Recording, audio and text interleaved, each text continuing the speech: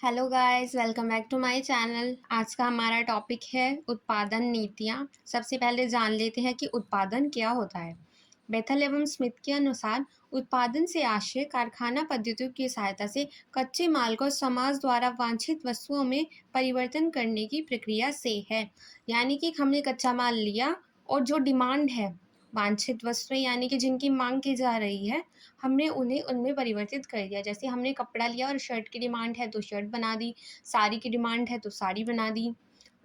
तो हम जो क्या कर रहे हैं, प्रोडक्शन कर रहे हैं, हम कच्चे माल से लोगों की डिमांडेड वस्तुएं बना रहे हैं। और उसके लिए जो नीति बनाई जाती हैं, जिस तरह वो कार्य किया जाता है, वही हमारी प्रोडक्शन पॉलिसीज़ यानी कि उत्पादन नीतियाँ कहलाती हैं। यानी कि हमारी क्या प्लान है, क्या प्रोसीजर है उन्हें करने का, वही सब हमारी उत्पादन नीति कहलाती है। अब देख लेते हैं उत्पादन नीतियों के अंतर्गत क्या आता है। उत्पादन प्रक्रियाओं में संगठन का समावेश, यानी जो प्रोडक्ट हम बना रहे हैं, क्या उसके सारे पार्ट्स हमारे ही फैक्ट्री में या हमारी ही फर्म में बन रहे हैं या फिर किसी और हम फर्म से भी कनेक्टेड हैं, कि हमारा उसमें कितना पार्ट है, वही सब हमारा संगठन का समावेश पहले पॉइंट में हमारे आता है। कि हमारे जो हम चीज़ बना रहे हैं, क्या वो 100% हमारे ही फर्म में बन रही है या फिर उसका कुछ पार्ट बाहर से भी लिया जा रहा है। जैसे कि आप अगर कोई साड़ी बना रहे हैं, आपने उसके लिए फ्रिल वाली साड़ी बना रहे हैं और आपने क्या किया, साड़ी पूरी बना रहे हैं पर फ्रिल बाहर से लेके आ रहे हैं। उसी तरह से ये पहले पॉइंट के अंतर्गत आता है। दूसरा आता है उत्पादन प्रक्रियाओं का चयन। अब उत्पादन प्रक्रियाओं का चयन दो आधार पर किया जाता है। संयंत्र या स्थान, संयंत्र का स्थान एवं आकार, यानी कि हमारा जो प्लांट है वो कितना बड़ा है और वो किस जगह है। अगर हमारा प्लांट ज़्यादा बड़ा होगा तो हम ज़्यादा उसमें अमाउंट में प्रोडक्शन कर सकते हैं। इसी तरह वहाँ की लोकेशन क्या है, उस हिसाब से कच्चा माल उपलब्ध होगा, उसी तरह से हमें अपनी लेबर मिलेगी। उस हिसाब से ये पॉइंट भी काफ़ी मैटर करता है कि हम प्रोडक्शन कितना करें। दूसरा आता है प्रयोग की जाने वाली टेक्नोलॉजी की। क्या अभी हम मैनुअल वर्क ज़्यादा कर रहे हैं या हमारे पास एडवांस मशीनें हैं। अगर मैनुअल वर्क हम ज़्यादा कर रहे हैं तो उस हिसाब से हम अपना प्रोडक्शन ज़्यादा एकदम से नहीं बढ़ा सकते। बट अगर हमारा मशीनरी वर्क ज़्यादा है, तब हम ईज़िली अपना प्रोडक्शन बढ़ा सकते हैं। उसके बाद आता है उत्पादन क्षमता का अनुमान। फर्म द्वारा उत्पादित किए जाने वाले उत्पादों की बाजार में मांग की कितनी डिमांड है। हम डिमांड से ज़्यादा बनाएंगे तो हमारा स्टॉक रखा रहेगा, और अगर कम बनाएंगे तो हमें प्रॉफिट इतना नहीं होगा जितना हम प्राप्त कर सकते हैं। तो इसलिए ये भी मैटर करता है हमारे की प्रोडक्ट की डिमांड कितनी है। इसके बाद आता है फर्म के संयंत्र की विद्यमान निर्माण क्षमता, यानी कि जो हमारा प्लांट है उसकी कैपेसिटी कितनी है, कि हम उसको ओवरलोड ना कर दें। हमारा वो जितना हम उसको यूज़ कर सकते हैं, हमने पता चला उससे ज़्यादा सामान खरीद लिया, वो हमारा सामान ऐसे ही रखा रहेगा। और हमने कम सामान खरीदा है तो हमारे क्या होगा, उसकी रेंट पूरी जाएगी या फिर उसकी कॉस्ट वैसे पूरी जाएगी, बट हम प्रोडक्ट अपने कम बना पाएंगे।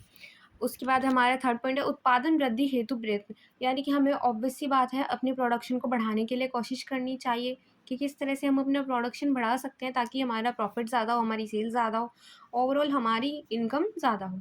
उसके बाद आता है विद्यमान उत्पादन सुविधाओं का संरक्षण। यानी कि अगर हम बढ़ाने के सोच ही रहे हैं प्रोडक्शन, पर हमारे पास जो अभी ऑलरेडी मशीन्स हैं, जो हमारे पास सुविधाएं हैं, उन सब का भी संरक्षण करना होगा। यानी कि अगर हम कोई मशीन यूज़ कर रहे हैं, वो ख़राब हो चुकी है, उसका कोई टूल ख़राब हो चुका है, तो उसको हम ठीक कराएँ। अगर या फिर मशीन पूरी ख़राब हो चुकी है तो हम उसको रिप्लेस कराएँ।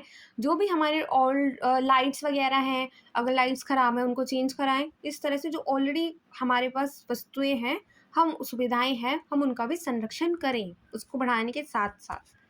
अब उसके बाद आता है प्रोडक्ट, सर्विस, क्वालिटी, उत्पाद या सेवा गुणवत्ता। अब इसके 2 पॉइंट बहुत इम्पोर्टेंट हैं, आप इनको अच्छी तरह समझ लीजिएगा। इसके अंदर नंबर 1 आता है समग्र गुणवत्ता प्रबंधन, यानी कि टोटल क्वालिटी मैनेजमेंट। अब समग्र गुणवत्ता प्रबंध क्या है? यह एक प्रबंधकीय दर्शन है जो संगठनों को अपने सभी कार्यों में गुणवत्ता में सुधार लाने और ग्राहक की संतुष्टि बढ़ाने पर केंद्रित है। यानी कि हम अपने सभी प्रोडक्ट में सुधार लाएं ताकि हम कस्टमर को अपने और ज़्यादा संतुष्ट कर सकें।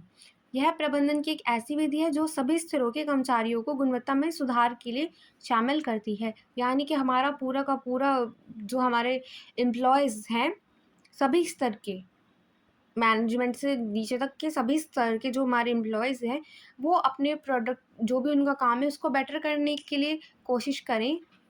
उन्हें ट्रेनिंग भी दी जाती है ताकि वो अपने काम बेटर करें, ताकि हमारा कस्टमर सैटिस्फाई हो सके कि अगर हमारे प्रोडक्ट में कुछ कमी है तो वो उसको और बेटर बनाएँ, और अगर हमारे प्रोडक्ट में कोई कमी नहीं है, उनको ठीक लग रहा है तो उसको और हाई लेवल का बनाएँ, उसको अपग्रेड करें ताकि वो लोगों को पसंद आ सके और टाइम के साथ-साथ भी वो प्रोडक्ट लोगों की पसंद बना रहे। उसके बाद आता है शून्य दोष प्रबंध विपणन प्रबंध, यानी कि ज़ीरो डिफेक्ट मैनेजमेंट। शून्य दोष प्रबंध के अंतर्गत प्रारंभ से ही ठीक से कार्य करने पर बल दिया जाता है ताकि किसी प्रकार की कोई कमी ना रहे। इस अवधारणा का आधारभूत सार यह है कि भूल मानवीय स्वभाव है कि बात परिक्षेप्य में गलत है तथा समग्र पूर्णता की प्राप्ति तभी संभव है जो प्रथम बार में ही सही कार्य में किया जाता है। यानी कि जो हमारे समग्र गुणवत्ता प्रबंध है वो तो मान रहे हैं कि भाई इंसान है, इंसान से गलती हो जाती है, पहली बार गलती होगी तो कोई बात नहीं, आप बेटर कर लीजिए।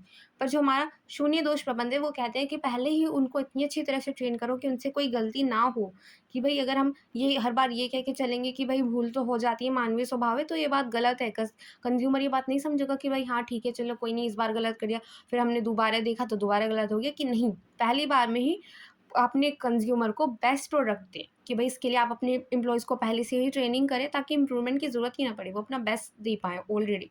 उनको इतनी अच्छी तरह से ट्रेन किया जाए। तो इसको बोलते हैं हम शून्य दोष प्रबंध, विपणन प्रबंध, शून्य दोष। और जो हमारा पहला है समग्र गुणवत्ता प्रबंध, यानी कि वो कह रहा है कि ठीक है भाई, प्रोडक्ट बाद में बेटर हो जाएगा, अभी थोड़ा कमी रह गई, हम कोई नहीं, आगे अच्छे से कर लेंगे। और जो शून्य दोष कह रहा है, वो कह रहा है कि हम अपना बेस्ट प्रोडक्ट देंगे कि आपको कोई कमी उसमें दिखेगी ही नहीं। आई होप अब आपको ये कॉन्सेप्ट क्लियर हो गया हो एंड आज का वीडियो अच्छा लगा हो। आप इस प्लेलिस्ट के पहले वीडियोज़ भी आई होप आपने देख लिए होंगे, नहीं देखे तो प्लीज़ देख लीजिएगा। एग्ज़ाम टाइम आ रहा है। Thank you for watching.